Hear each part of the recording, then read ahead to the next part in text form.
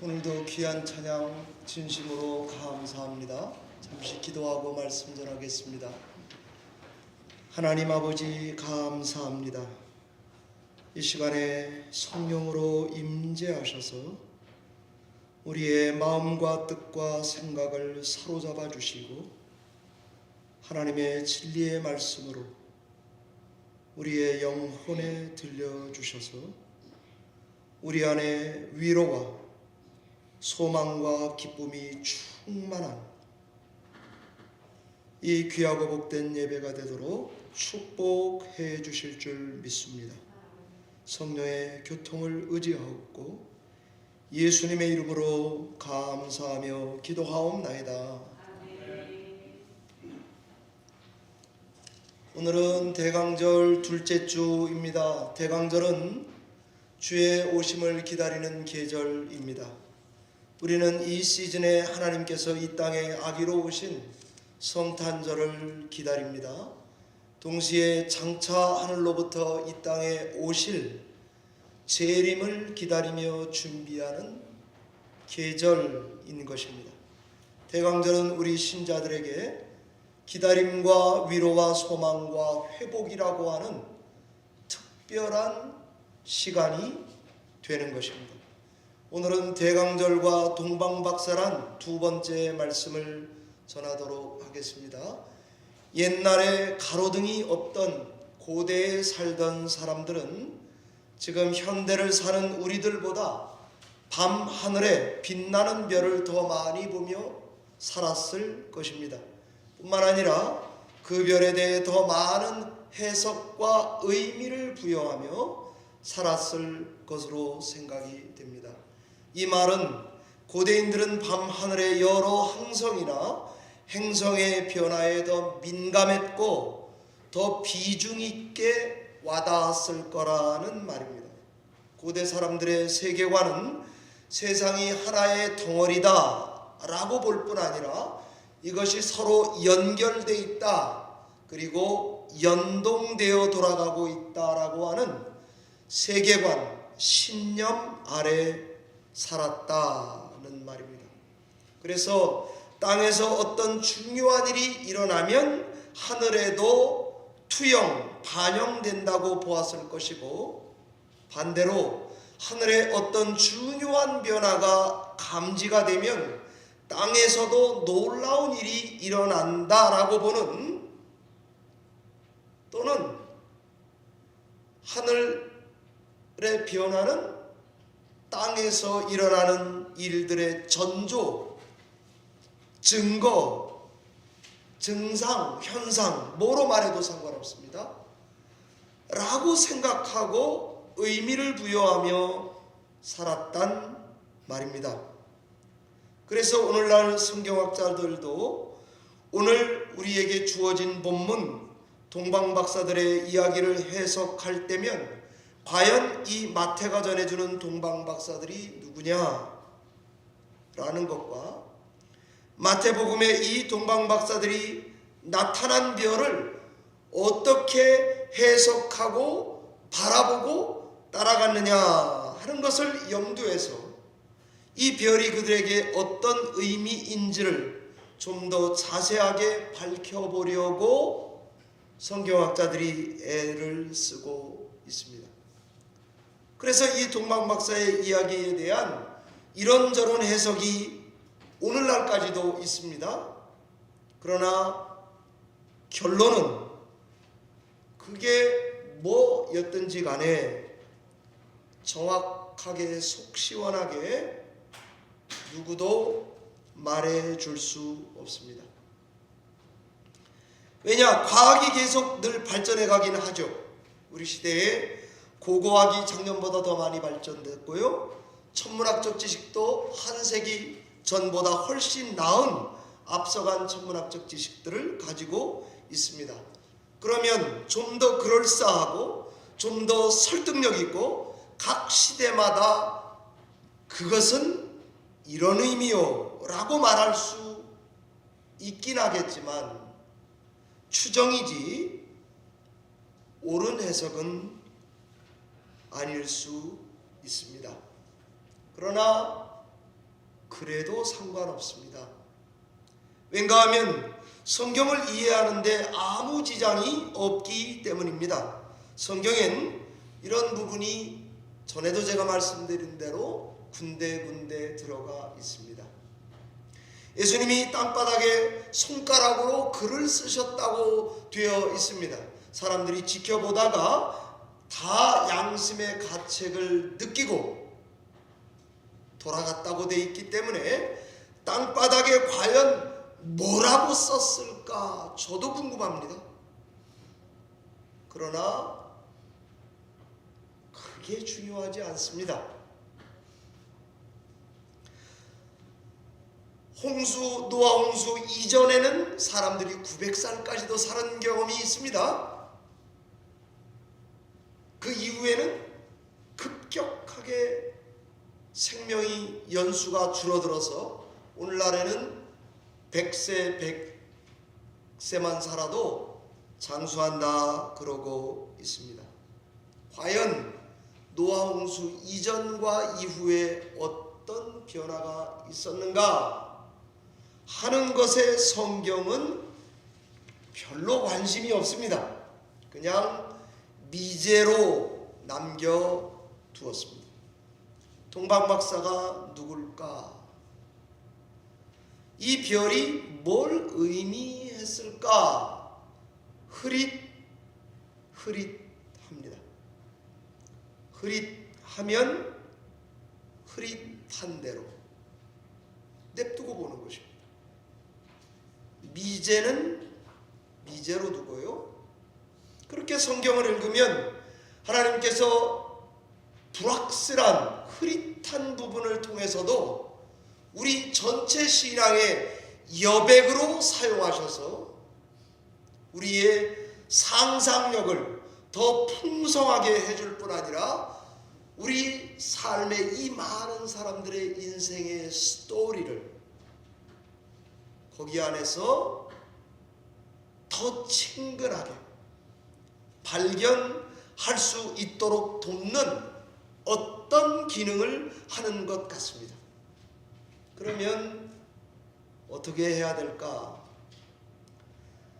저는 늘 말씀드려온 대로 우리는 하나님께 성경께 그분의 말씀에 우리 마음과 뜻과 생각과 영혼의 본좌 가운데 자리를 내어드리는 것입니다.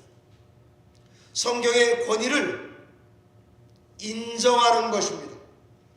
그리고 신앙에 가는 것이 최선입니다.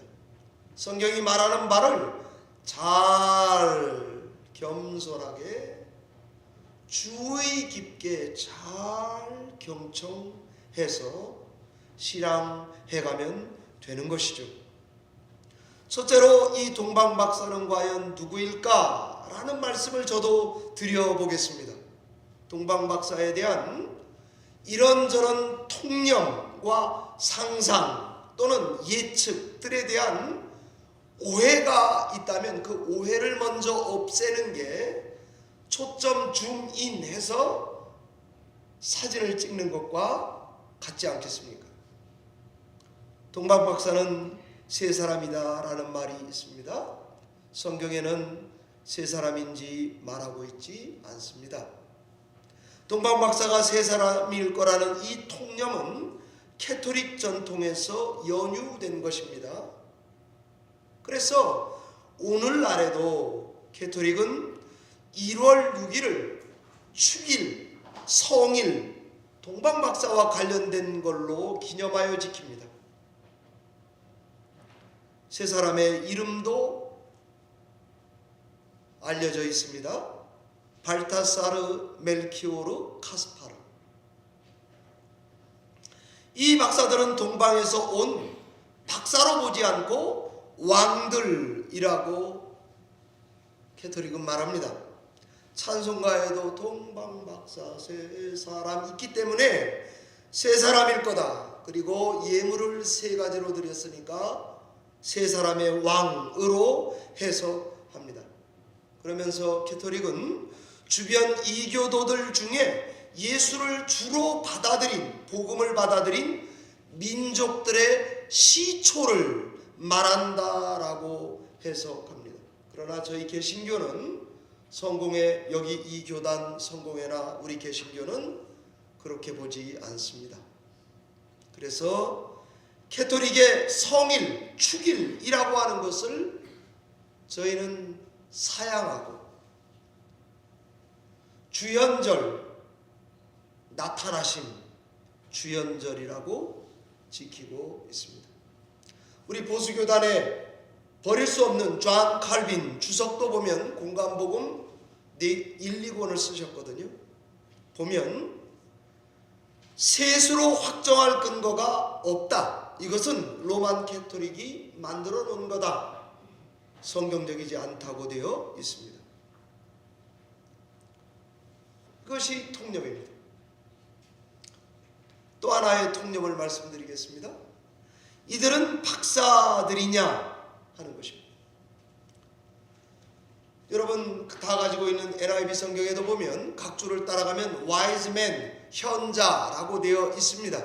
그러나 NIV는 magi, M-A-G-I, 마지 이렇게 되어 있어서 헬라말로는 마고스입니다. 우리는 캐토릭이 말하는 왕들 이렇게 보지 않습니다. wise man 그렇게 보지 않습니다. 시편 72편에 왕들이 곡물을 가지고 와서 경배하는 걸 근거해서 다시스도 섬들도 스바에서 온 왕들이라고 조금 뭐라 그럴까요? 억지로 해석하는 경향이 있습니다.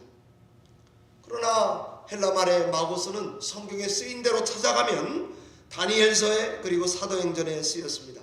둘 다 뭘 나타내는가 하면 마술하는 유대인 박수를 말하거나 궁중 안에서 점치는 점성가들 정도로 되어 있습니다. 그래서 왕들이라고 하면 너무 꿰어 맞추는 것이기 때문에 동방 쪽, 유대 중심으로 동방이면 조금 멀리는 페르시아죠. 그 다음에 조금 더 가까이면 팔레스타인 동쪽을 말하는 것입니다. 실제로 오늘날에도 팔레스틴의 이 동쪽에 있는 사람들이 점성, 하늘에 대한 관심이 거의 예술적 경지였다는 것에 고고학적인 증거가 나타나고 있죠. 저희는 이렇게 정리하면 됩니다. 동방 박사들은 권위가 있었던 것 같습니다. 이 사람들은 전문가입니다. 상상해보면 부자였을 것입니다. 그래서 긴 여행을 줄라라비를 하고 와도 먹고 사는데 지장이 없었던 일단이라고 상상해 볼 수 있습니다. 이런 분들이 이방에서 동방에서 선물을 쌓아 들고 유다 땅을 향해서 와서 헤롯을 거쳐가면서도 무사 통과되는 안전장치를 가진 직분자들이라고, 그리고 그들이 와서 아기 예수를 경배하러 왔었다. 그리고 하나님의 인도를 받아 고국에 돌아갔다 하는 정도로 충분합니다. 여기까지만 이해하고 여백으로 상상력 영역으로 냅둡시다. 그 후에 마태가 이런 분들의 등장을 기록하는, 왜 이 사람들을 마태복음 2장에 1장 족보가 유대인들에겐 굉장히 중요해요. 그 다음에 2장의 그 중요한 순서 2장에 동방박사의 이야기를 기록한 목적이 뭘까 하는 것에 더 초점을 맞추는 게 좋다는 말입니다. 왜 하필 동방박사들이냐? 왜 동방에서 온 것을 강조하는 걸까요? 서방 박사도 있고 남방, 북방 박사도 있을 건데 왜 동방박사라고 말했을까요? 결론부터 말씀드리면 동방박사는 반드시 동쪽에서 와야 합니다. 성경에서 동쪽에서 오는 사람들은 동쪽으로 가는 사람들과 다른 의미를 갖고 있습니다. 동쪽으로 가는 건 하나님을 떠나는 방향입니다. 동쪽에서 돌아오는 건 하나님을 향해 오는 것입니다. 여러분, 저는 동방박사에 늘 은혜도 받고 관심도 있어서 자주 설교를 합니다. 에덴 동산도 동쪽에 있었습니다. 창세기 2장 8절을 보면 동방 에덴의 동산을 창설하시고 라고 되어 있습니다. 창세기 3장 24절을 보면 에덴 동산 출입구가 동쪽에 있었습니다. 그래서 하나님은 범죄 위에 그들을 쫓아내시고 구룩과 하영검으로 접근 금지시켰는데 그 출입구가 동쪽을 향해 나 있었습니다. 창세기 4장 16절을 보면 가인은 여호와를 앞을 떠나서 에덴 동쪽 노 땅에 거주했다고 돼 있습니다. 창세기 11장 2절에 의하면 하나님을 반역한 바벨탑 무리는 점점 동쪽으로 가던 사람들입니다. 동쪽으로 가는 건 하나님을 떠나는 것이고 오는 건 돌아오는 것이며 동쪽으로 가게 되면 하나님께 등을 보이고 가는 것이고 돌아오게 되면 하나님의 얼굴빛을 향하여 오는 것이 됩니다. 그뿐 아닙니다. 여러분 다 아시는 가나안 땅에 들어가는 것도 에덴과 똑같은 비슷한 구조로 되어 있습니다. 에덴은 N이 낙원을 상징한다면 가나안 땅은 하나님 나라를 상징합니다. 이 둘의 출입구가 다 동쪽입니다. 지리적으로도 시내산에서 가나안으로 들어가면 만약에 시내산 시나이 반도에서 가나안 땅으로 올라갔다면 남쪽에서 북쪽으로 가는 것입니다. 그런데 성경은 가나안에 들어갈 때 어떻게 들어갔다고 기록하는가 하면 모압과 암몬 땅을 빙 둘러서 요단강이라고 하는 것을 건너서 동쪽에서 서쪽으로 건너간 걸로 그려놓고 있습니다. 가나안 땅은 에덴이라면 여리고성은 첫 번째 입구였던 것입니다. 성막과 성전의 출입문도 동쪽에 있다고 되어 있습니다. 성막과 성전도 에덴의 상징이요 모형입니다. 하나님의 백성이 죄 사함을 받을 때에 성전과 성막에 들어가는 방향이 동쪽에서 제물을 잡아서 준비해 가지고 서쪽 방향으로 들어가는 걸로 되어 있습니다. 다시금 말씀드리면 하나님의 백성이 동쪽으로 가는 것은 하나님을 떠나는 것입니다. 동쪽에서 서쪽으로 나아오는 것은 하나님께 돌아오는 것입니다. 마태는 동방박사들이 동방에서부터 돌아오는 걸로 예물을 챙겨서 경배하러 오는 것을 동방박사들이 와서 구유에 놓인 아기에게 경배하고 고국에 돌아갔다고 되어 있습니다. 왜 이것을 마태가 성경의 마태복음 2장에 이렇게 급하게 앞부분에 적어 놓았을까? 우린 다 알고 있습니다. 세상의 왕이요 통치자는 예수 그리스도이시다. 아브라함과 다윗의 세계 속에 이 나라가 시작됐다. 그가 왕이다 하는 것입니다. 그럼 이 비유를 우리는 어떻게 이해하고 그 다음에 신앙생활합니까? 이거 혹시 이것도 문학적인 기록이니까 소설 기법이겠습니까? 실제 이야기일까? 아니면 전설 따라일까? 아니면 다큐멘터리일까? 우린 어떻게 이해하면서 신앙생활을 해야 할까요? 그것은 실제라고 믿고 신앙해야 합니다. 그래서 이게 실제란 걸 밝혀보려고 여전히 계속 그 시대마다 발달된 진보된 신학적인 과학적 근거로 별에 대해서 추측을 해본 거죠. 작년에도 제가 말씀드린 대로 주전 12년 11년에 헨리의 성이 있었다고 그래요. 천문학적인 근거라 그러더라고요. 예수님 탄생보다 이게 조금 더 너무 멀어요.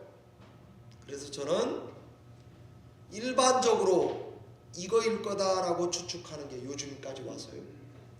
주전 7년에 목성과 토성이 3번 교차했던 사실과 연관이 있을 거라고 추측합니다. 왠가 하면 당대의 목성은 왕의 행성이라고 여겨졌답니다. 그리고 토성은 유대인을 가르친다고 여겨졌는데 유대인에게서 나는 새로운 왕 정도로 이해하는 거죠. 그게 뭐든지 간에 마태가 동방박사의 이야기로 우리에게 전해주는 것은 여기 예수 그리스도가 바로 온 세상을 다스리고 통치하는 영원한 왕 메시아다 여기났다. 그것입니다. 이 아기의 탄생은 당대의 정치적인 핵폭탄급 뉴스였습니다. 그러나 성경은 일관되게 예수님이 진짜 왕이다. 그는 하늘에서 왔다. 그 전조도 동방박사가 왔고 별이다. 늙은 헤롯은 가짜 왕이다. 그는 땅을 지금 다스리고 있긴 합니다. 그러나 곧 죽을 것입니다. 실제로 헤롯은 수년 후에 예수님이 나시고 얼마 지나지 않아서 사망했습니다. 그 후에 헤롯의 후예들은 여러분 다 아시는 예수님의 성장에서 통치하던 시대 때는 헤롯 안티파스가 통치하던 시대입니다. 그리고 이 아기 예수님이 성장해서 세상 왕의 대표자 로마 황제의 부하 빌라도를 십자가에서 대면하게 됩니다.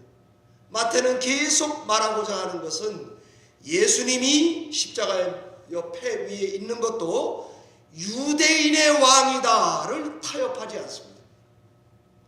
장차 오실 왕이다. 이 땅에 영원한 질서를 가지고 샬롬을 가지고 오실 왕이다 하는 것입니다. 메시아의 전 세계적인 통치가 실현될 거다. 그런데 어떻게 오셨습니까?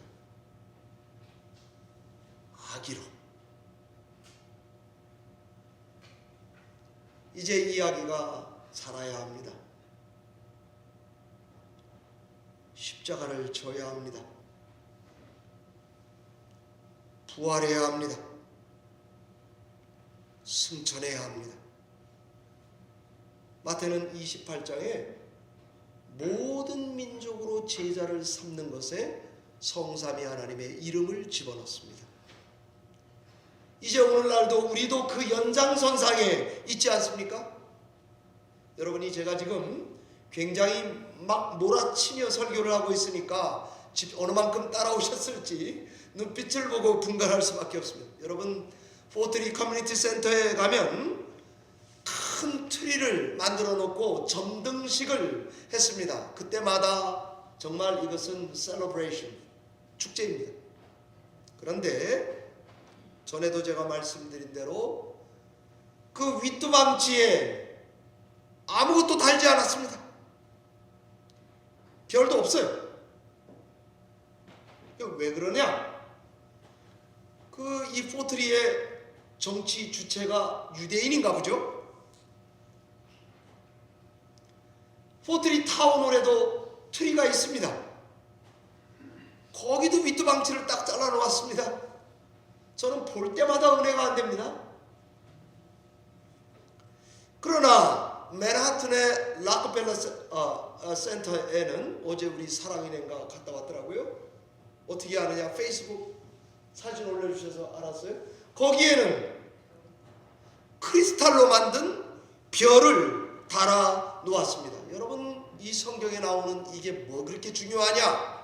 이런 분들이 있을 수 있어요. 어떤 때는 별을 달지 않고 위뚜방치를 다 잘라놨어요. 없어요. 구태여 조금 그럴싸하게 만들려면 눈송이를 만들어서 눈송이를 올려놨어요. 우리 교회 맞은편 이 앞집 아저씨는 저는 늘 감사해요. 왠가 하면 그 위에 맨꼭 별을 구에다가 달아요. 여러분은 아마 별거 아니라고 생각하실 거예요. 그러나 저는 믿기를, 우리가 믿고 예수 믿고 천국에 가도 이 시대는 똑같이 변함이 없는 도전 앞에 살아갈 것입니다. 땅의 왕은 헤롯이 될 수도 있고 안티파스가 될 수도 있고 빌라도가 될 수도 있고 트럼프가 될 수도 있을지 모릅니다. 그러나 성경이 담고 있는 상징, 별, 타협할 수 없는 것입니다. 동시에 유대인의 왕, 아마 여러분 중에 믿음이 좀 없는 분들은 그 유대인의 왕인 게 뭐 중요하냐? 의미적으로 예수 그리스도를 이렇게 저 구원이라고 우리가 생각하다가 죽으면 천국 가는 거 아니야? 절대 그렇지 않습니다. 유대인의 왕이 십자가에서 죽었다라는 이 상징에 기독교가 타협하면 안 되는 것이죠. 그런 의미에서 눈은 집어치워야 되는 것이고요. 위뚜방치에 아무것도 안 나는 문화와는 싸워야 되는 것이고요. 별을 고집해야 되는 이유라고 생각하기 때문에 저는 오늘처럼 이렇게 말씀을 전할 때 또 흥분을 하게 되는 거죠. 신자들에게, 기다리는 자에게 이것이 하나님이 우리에게 주시는 얼마나 큰 위로인가 하는 것이 확인되는 시즌이 지금입니다. 우주를 집으로 삼으신 거시적인 성삼위 하나님의 눈이 이 낮고 낮은 구유에 누워 계신 미시적인 아기 예수로 오셔서 이 기쁜 소식을 겨자씨가 자라듯 자라서 성경의 모든 예언이 완벽하게 성취되고 그가 지혜와 능력으로 장차 이 땅을 다스릴 거다라고 하는 복음, 지금 선포되어져야 되는 대강절 둘째 주에 대강절과 동방박사로 선포되어져야 되는 전체 복음을 집이라고 한다면 이 시나리오에서 한 벽돌도 빼내면 안 되는 유대인을 고집해야 되고 별이란 걸 타협하면 안 되고 동방박사의 상징을 놓을 수가 없는 것이라는 것을 기억해 주시기를 바랍니다. 올해 저는 동방박사를 묵상하면서 상상을 해보았습니다. 다 와서 경배를 했어요. 그 다음에 와봤더니 성인 왕이 아니에요. 아기예요. 그 다음에 이들은 돌아가야 돼. 돌아가고 나서 동방박사 세 분 또는 플러스 알파 어떻게 살아갔을까 하는 것이 우리가 이 대강절 시즌을 살면서 겪게 되는 이 무드, 이 유행, 이 분위기와 정말 너무나 딱 들어맞는 말입니다. 아마 동방박사 세 분은 수년간에 걸친 별의 연구를 통해서 자기들의 신념과 확신과 믿음을 아기로 확인했습니다. 그리고 돌아갔어요. 이 땅에 저 아이가 통치할 것을 기다리며 나머지 인생을 살다가 가지 않았겠습니까? 이 일 후에 그들이 살아갔던 믿음을 연상해 보시기 바랍니다. 우리도 비슷해요. 우리도 예수 그리스도가 오심을 믿습니다. 오셨음을 분명히 믿고 있습니다. 다시 오실 거라고 믿는 게 상당히 긴 시간 속을 인류가 살아가고 있습니다. 우리에게는 동방박사가 가졌던 것처럼 이 이상과 비전과 확신, 신념, 믿음 이 안에서 우리의 삶을 긍정하고 있습니까? 아니면 이 우산 안에서 세상을 바라보며 우리도 예물을 준비하며 어서 재림하여 오시는 주만이 이 땅의 답이라고, 그분만이 왕이라고 설레며 기다리고 있습니까? 아니면 이런 우리의 기대에 일말에 호응하는 왕이 이 땅에 있습니까?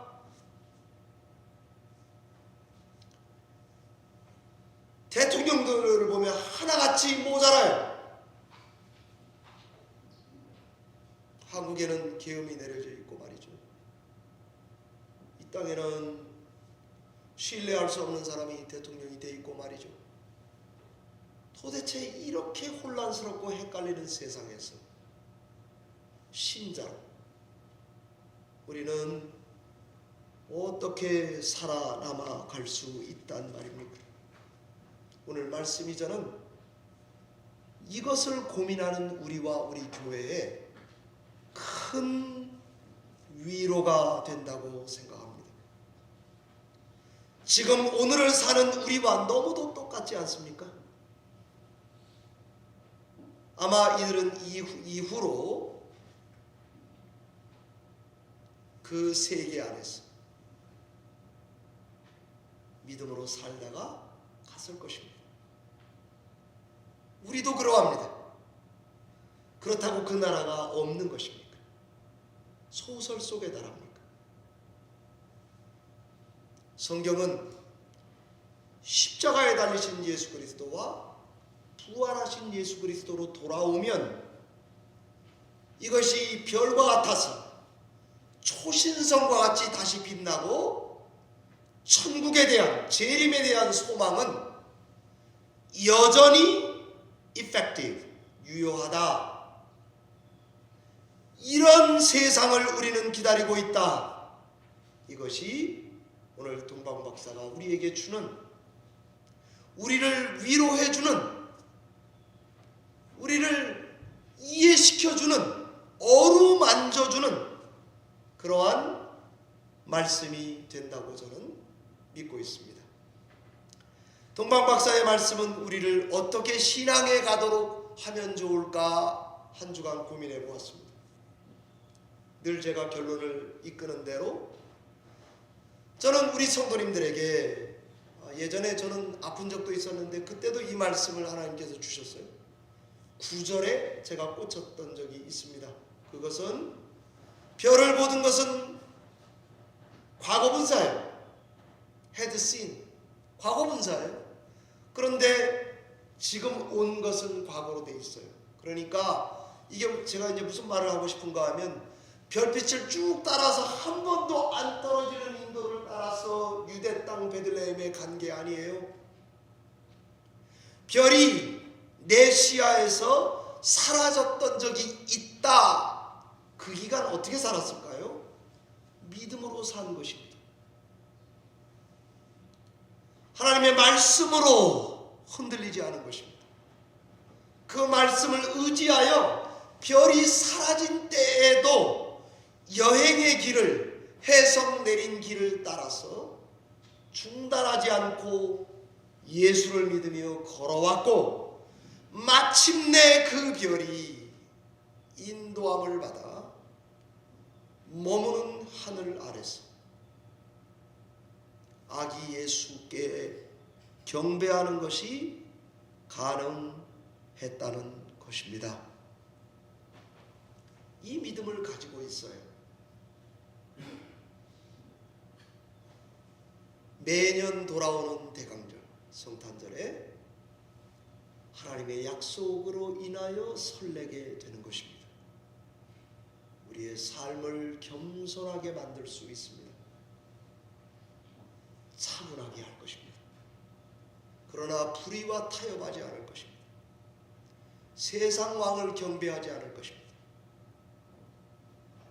그 아이가 자라가고 있다고 하는 비전과 이상, 이것이 우리 이 땅에 많은 예수 믿는 사람들을 사로잡고 그 나라가 임하게 된다고 믿습니다. 이 믿음을 가지고 대강절을 보내셔야 합니다. 여러분, 이것이 별로 아닌 것 같죠? 절대 그렇지 않습니다. 제가 이 대강절의 이 설렘을 가지고 하나님께 감사하고 우리의 삶을 수용하고 나의 죄됨을 인정하는 것, 이거 쉽지 않습니다.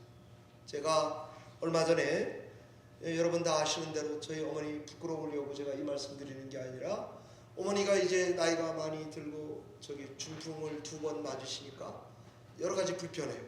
그래서 집에서 통근해서 어디 이렇게 노인센터를 가시고 이러나 봐요.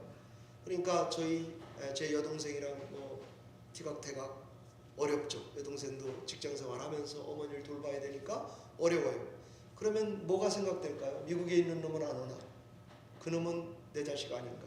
이렇게 생각될 거예요. 제가 새벽기도 끝나면 내려가서 어머니랑 통화할 때마다 그걸 늘 확인합니다. 어머니에게 꼭 사과를 해요. 미안합니다. 좀 서운함이 덜 하시라고. 근데 미안하다고 자꾸 얘기하는데 안 와요. 어떻게 될까요? 그놈은 진짜 나쁜 놈이 됩니다. 제가 진짜 나쁜 놈이거든요. 그렇게 돼요. 얼마 전에 통화를 했어요. 어머니가 또 사람 누구죠? 정부에서 누구 해주는 사람이 붙어서 이렇게 엘더리 센터도 가시고 이러나 봐요. 갔다가 또 돌아오시고. 그러니까 맨날 주말에 딸 올 것만 눈꼽아 기다리겠죠? 미국에 있는 놈은 걔는 꽝이고, 그나마 이제 딸이 올 건데 오면 그건 또 잔소리가 많아요. 그러니까 아주 싫지만 그래도 또 안 보면 봐야 돼요. 자, 우리 어머니 되게 안 됐죠? 그런데 집에서 이제 또 저희 여동생 도움을 받아서 병원을 가셨나 봐요.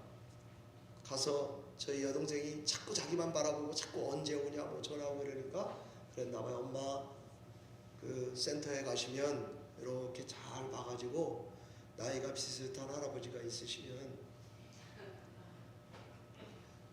이렇게 좀 가까이 가서 말도 좀 하시고 이렇게 거시기 좀 하세요. 이렇게 거시기 하라고 거시기 했나 봐요.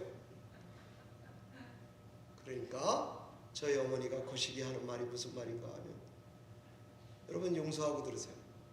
야, 노인센터라는 데를 갔더니 쓸만한 사람 하나도 없더라는 것입니다. 그래서 제가 어머니한테 이랬어요. 어머니, 제가 이런 말 안 하면 누가 말하겠어요? 그분들이 볼 때 어머니도 그럴 텐데 그러세요.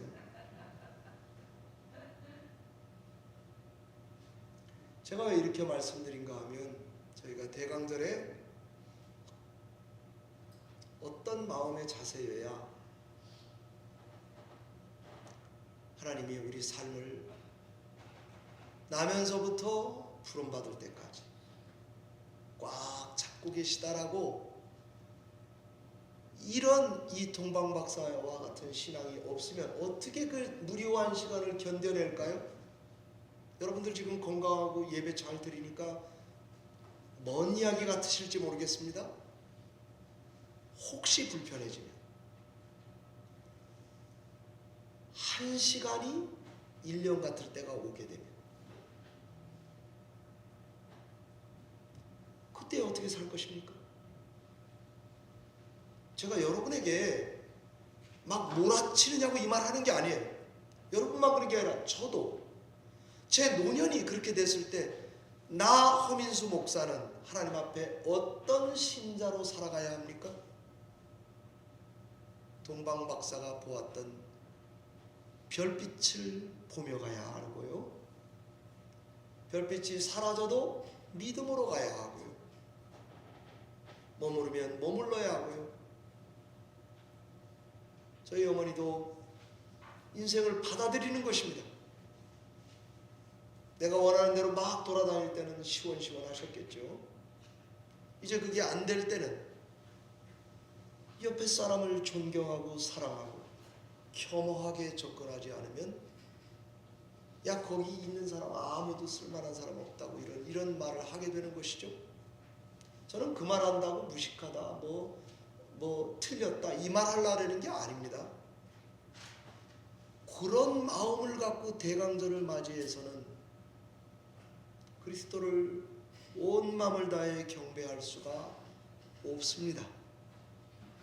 그래서 우리같이 이렇게 건강하고 예배할 수 있고 이럴 때에 동방박사처럼 사느냐 마느냐 하는 것은 굉장히 중요한 챌린지, 도전이 되는 것입니다. 우리에게 이런 시즌이 되었을 때 하나님께 부지런히 기도하고 나아가서 신앙하시는 여러분이 되시기를 바랍니다. 말씀을 맺겠습니다. 모든 색은 다 색깔을 가지고 있습니다. 그러나 빛나지는 않습니다. 깜장색이 뭐 빛나겠습니까? 그러나 모든 색깔에 성령 하나님의 조명, 하나님의 말씀의 빛, 구원의 복음의 빛이 들어가면 색깔이 빛나는 빛깔이 될 수 있다고 묵상했습니다.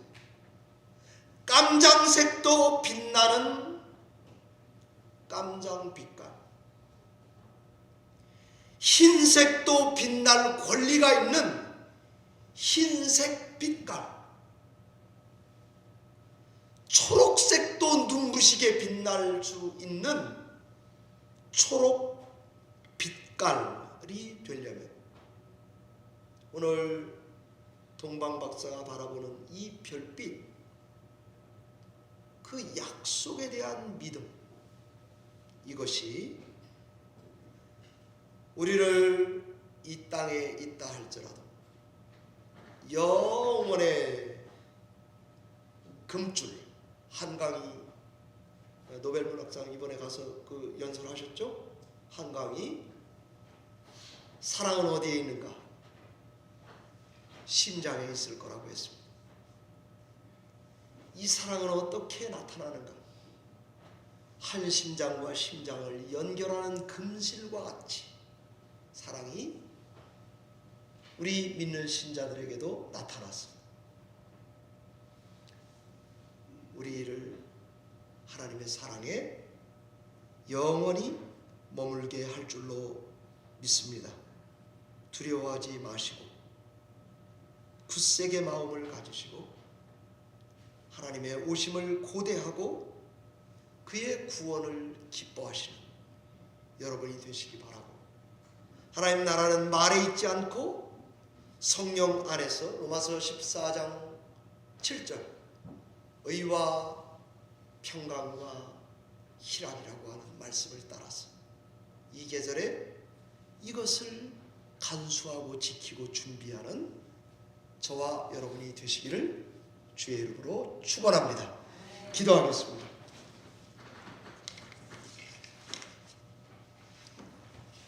하나님 아버지 감사합니다. 태어나면서 부름받는 그 순간까지 우리들의 어깨를 붙들어 주시고 내 손을 잡고 일생을 동행하여 주실 줄 믿습니다. 혹시 우리가 얼굴을 떨구고 땅바닥을 쳐다봐도 내 얼굴 밑으로부터 올려보시며 힘내라고, 다시 이 말씀을 들으라고 대강절 두 번째 주 말씀 주신 것을 감사합니다. 이 말씀을 의지하는 성도마다 위로가 되게 하시고 소망으로 넘치게 하시고 낙심치 않게 하시고 절망하지 않게 하시고 우리의 눈을 들어 하늘 저 멀리 별을 보고 준비한 예물을 들고 하나님께 향하는 저희들이 되도록 축복해 주시옵소서. 주께 의지하옵고 예수님 거룩하신 이름으로 축복하며 기도하옵나이다. 아멘.